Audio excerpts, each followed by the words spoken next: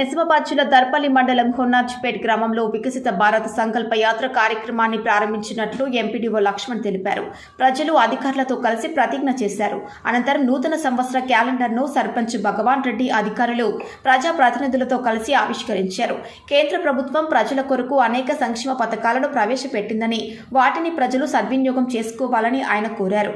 ప్రపంచంలో భారతదేశము విశ్వగురువుగా ఎదగాలన్నదే ప్రధాని నరేంద్ర మోదీ ఆకాంక్ష అని ఆ దిశగా ఆయన నిబద్ధతతో దృఢ నిశ్చయంతో పరిపాలన సాగిస్తున్నాడని ఆయన అన్నారు. అనంతరం వివిధ శాఖల అధికారులు ఆయా పథకాల పట్ల ప్రజలకు అవగాహన కల్పించారు. కూలీలు దొరకక కష్టపడుతున్న తరుణంలో అనేక యంత్రాలు అందుబాటులోకి వచ్చాయని, వరి ఇతర పంటలకు డ్రోన్ కెమెరా ద్వారా తక్కువ ఖర్చుతో రసాయన ద్రవ పదార్థాలు పిచికారీ చేసి అధిక దిగుబడులు పొందవచ్చునని డ్రోన్ ద్వారా పొలంలో పిచికారీ చేసి రైతులకు అవగాహన కల్పించారు. కార్యక్రమంలో సర్పంచ్ భగవాన్ రెడ్డి, ఉప సర్పంచ్ మద్దికుంట మహేష్, వార్డు మెంబర్లు నరేష్, సెక్రటరీ రఘురాం, వార్డు మెంబర్లు, ఆయా పార్టీల నాయకులు, ప్రజలు, అధికారులు తదితరులు పాల్గొన్నారు.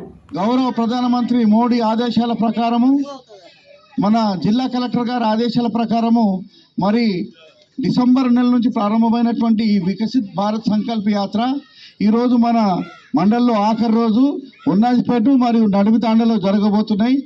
ఈ కార్యక్రమానికి విచ్చేసినటువంటి మన గౌరవనీయులు సర్పంచ్ గారికి, ఉప సర్పంచ్ గారికి, వార్డు మెంబర్లకు, మండల స్థాయి అధికారులకు, మెడికల్ సిబ్బందికి, ఐకేప్ సిబ్బందికి, ఐసిడిఎస్ సిబ్బందికి, నానో టెక్నాలజీ వాళ్లకు, అగ్రికల్చర్ డిపార్ట్మెంట్కి, పత్రికా సోదరులకు, గ్రామ పెద్దలకు, అమ్మలకు, అక్కలకు, యువతకు అందరికీ నా యొక్క నమస్కారాలు.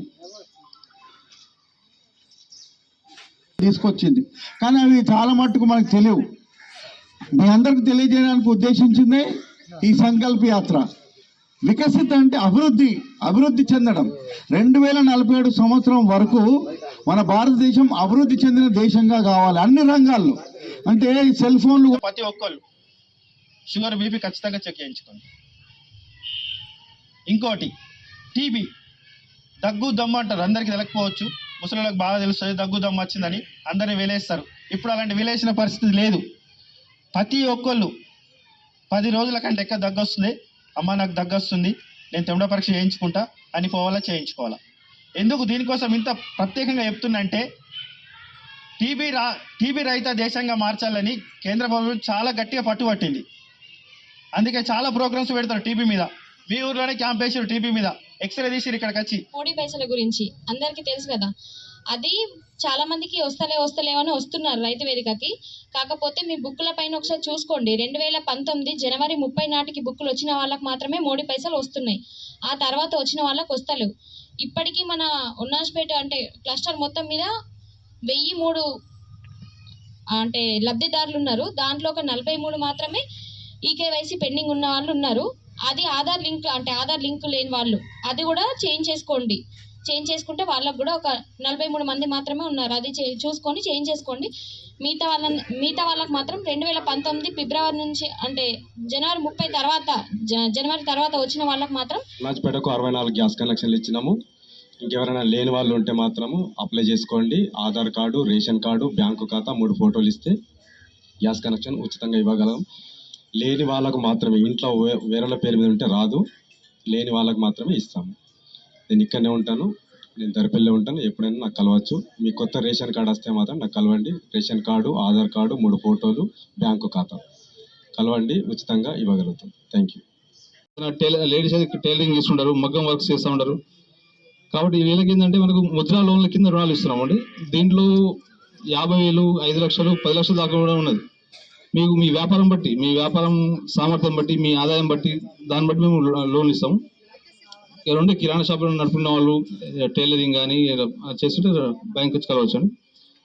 ఇంకోటి కొత్తగా ఈ మధ్య స్కీమ్ వచ్చిందండి, ప్రధానమంత్రి విశ్వకర్మ స్కీమ్ పేరు.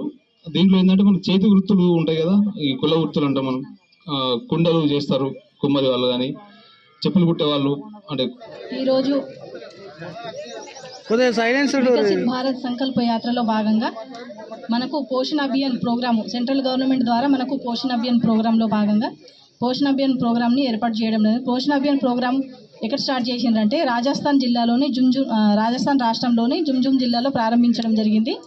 అయితే పోషణ అభియాన్ ప్రోగ్రాంను ఎందుకు ఏర్పాటు చేయడం జరిగింది అంటే భారతదేశం నుంచి రాష్ట్ర స్థాయి నుంచి జిల్లా స్థాయి వరకు, మండల స్థాయి నుంచి గ్రామ స్థాయి వరకు ప్రతి ఒక్కరు పోషకాహార లోపాన్ని తరిమికొట్టాలి. మన రాష్ట్రంలో కానీ, మన జిల్లాలో కానీ, మన గ్రామంలో కానీ పోషకాహార లోపాన్ని తరిమికొట్టాలనే ఉద్దేశంతో ఎవరింట్లో పోషకాహార లోపం ఇచ్చేసినటువంటి మండలాధికారి ఎంపీడీఓ గారికి, హెల్త్ డిపార్ట్మెంట్ డాక్టర్ గారికి, ఐడిసిఎంఎస్ మేడం గారికి, ఇంకా వివిధ శాఖల నుంచి బ్యాంక్ వారికి, అగ్రికల్చర్ వాళ్ళకి, నానో వాళ్ళకి, అందరికీ, ఈ స్టేజ్కి పోయిన పెద్దలకి, మీడియా మిత్రులకి, గ్రామ ప్రజలకు అందరికీ మా నమస్కారాలు. అయితే ఈరోజు ప్రోగ్రాం ముఖ్య ఉద్దేశం ఏంటంటే సెంట్రల్